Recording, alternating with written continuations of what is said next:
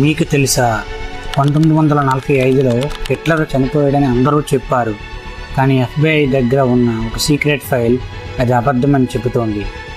April 30, 1945 Berlin బంకర్లో Hitler మరణించాడని Germany announce చేసింది.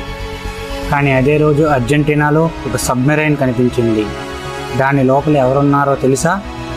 2014లో FBI తన క్లాసిఫైడ్ ఫైల్స్ పబ్లిక్ చేసింది.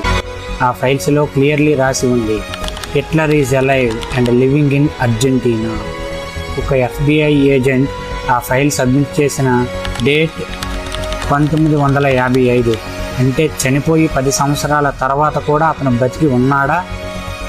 హిస్టోరియన్స్ చెప్పేది ఏంటంటే అతని బాడీని సరిగ్గా ఐడెంటిఫై చేయలేదు. DNA టెస్ట్ 2018లో మాత్రమే జరిగాయి. కానీ ఆ DNA ఎవరిదో కన్ఫర్మ్ అవ్వలేదు. అర్జెంటీనాలో అడాల్ఫ్ స్కిటిల్ మేయర్ పేరుతో ఒక జర్మన్ మ్యాన్ 1960 వరకు జీవించాడని లోకల్స్ చెప్పారు. హిస్టరీ మనకి చెప్పిన దానికంటే ట్రూత్ చాలా డార్క్గా ఉంటుంది. మీకు ఏమనిపిస్తుంది? కమెంట్లో చెప్పండి. ఇలాంటి సీక్రెట్స్ మరిన్ని కావాలంటే మన ఛానల్ సబ్స్క్రైబ్ చేయండి.